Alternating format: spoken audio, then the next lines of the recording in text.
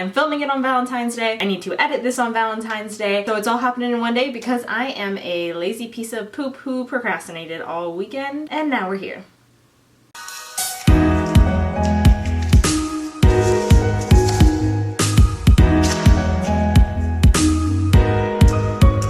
What's up, guys, and welcome to this week's Good News Tuesday. It will be going up on Valentine's Day, so happy Valentine's Day. If you can't already tell, I'm actually back home for the weekend, hence the background change, and you can probably tell by my little high school trophy memorabilia. They're really participation trophies that my mom has decorated my room with once I left for college. And in my quick packing and leaving of my college town, I forgot to bring anything festive. I didn't bring a pink shirt, I didn't bring pink background, so the only thing that I could do Valentine's Day themed was put on a slightly more pink lip than I usually wear. You do what you can, and then that's all you can do. And I'm actually a little bit pressed for time. I have an appointment I have to go to in about 45 minutes, so this week there will only be 3 good news stories, as well as I'm gonna go ahead and skip the holidays that are today, because today is a holiday. It's Valentine's Day. If you guys aren't celebrating with a significant other, celebrate with yourself. There are plenty of places that give you heart-shaped pizzas. You know that's what I'm gonna be doing. So all of that being said, let's go ahead and get into this week's Good News Tuesday. So the first bit of good news I have for you guys today comes from a youth basketball team in Clark, New Jersey, who would rather give up the rest of their season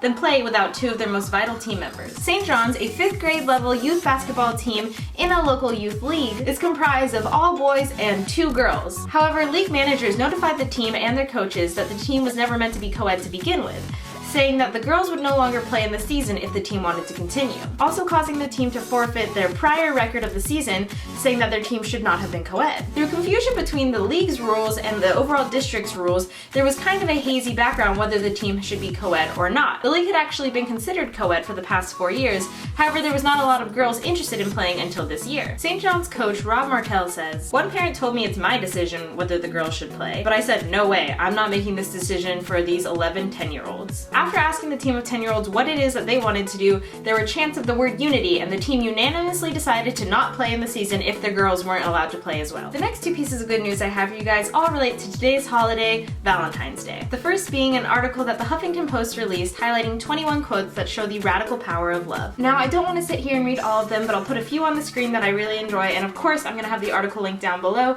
so I encourage you guys to go check it out. It's really some inspiring stuff, just an overall compilation of inspiring quotes about love. The last piece of good news I have for you guys today comes from a community in Ohio who's coming together to send over 1,000 cards to a 5-year-old boy for Valentine's Day. At only 5 years old, a little boy named Timmy was diagnosed with a rare form of childhood cancer that doctors only found after his mom noticed a growth on his nose that was growing at a very quick rate. His parents mentioned that Timmy is just sad he's not at school. His father, Tobias, saying, "He's a kid who likes to go to school. He misses his friends and wants to be normal." As Valentine's Day was approaching, a family friend started to think about how in kindergarten all of the kids would bring each other Valentines, and it's a very big part of this day surrounding love. So that's when this family friend, Harmon, decided to work with her class and collect over 1,000 Valentines for Timmy. Now obviously today is Valentine's Day, and at the time this article was written, they had collected over 900 Valentines, and I'm sure they met their goal, but I'm gonna go ahead and, as usual, link the article down below, as they will be keeping you updated there. So now let's move on to the inspirational quote and challenge of the week from my passion planner. "Only put off tomorrow what you are willing to die having left undone,"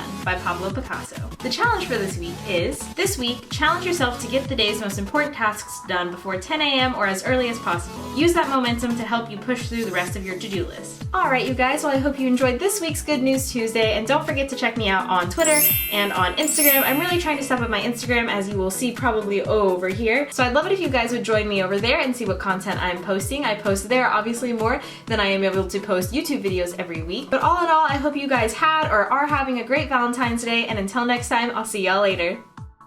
Go ahead and get into this week's Good News Tuesday.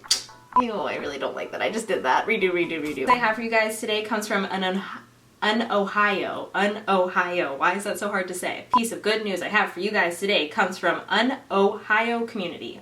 Ohio. Okay. Comes from an Ohio community. Comes from an Ohio community. Comes from an Ohio community. Comes from a community in Ohio. There we go. That's what I'll do. Okay.